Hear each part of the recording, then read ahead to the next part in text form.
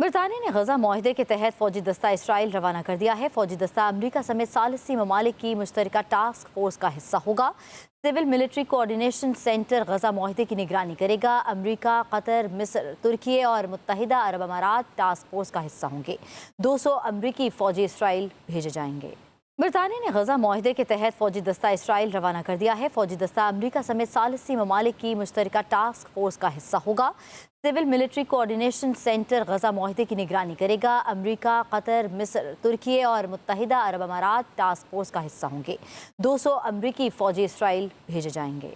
برطانیہ نے غزہ معاہدے کے تحت فوجی دستہ اسرائیل روانہ کر دیا ہے۔ فوجی دستہ امریکہ سمیت ثالثی ممالک کی مشترکہ ٹاسک فورس کا حصہ ہوگا۔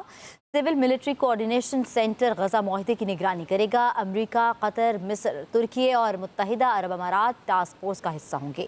200 امریکی فوجی اسرائیل بھیجے جائیں گے۔ برطانیہ نے غزہ معاہدے کے تحت فوجی دستہ اسرائیل روانہ کر دیا ہے۔ فوجی دستہ امریکہ سمیت ثالثی ممالک کی مشترکہ ٹاسک فورس کا حصہ ہوگا۔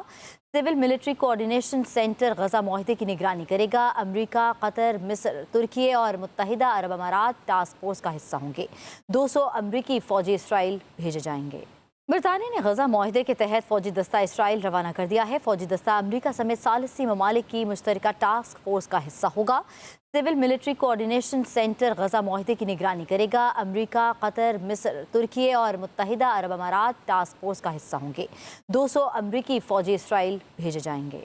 برطانیہ نے غزہ معاہدے کے تحت فوجی دستہ اسرائیل روانہ کر دیا ہے۔ فوجی دستہ امریکہ سمیت ثالثی ممالک کی مشترکہ ٹاسک فورس کا حصہ ہوگا۔ Civil military coordination centre Gaza معاہدے کی نگرانی کرے گا۔ امریکہ، قطر، مصر، ترکی اور متحدہ عرب امارات ٹاسک فورس کا حصہ ہوں گے۔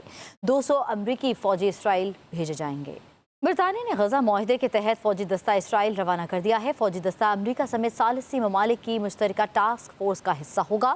Civil military coordination centre Gaza معاہدے کی نگرانی کرے گا۔ امریکہ، قطر، مصر، ترکی اور متحدہ عرب امارات ٹاسک فورس کا حصہ ہوں گے۔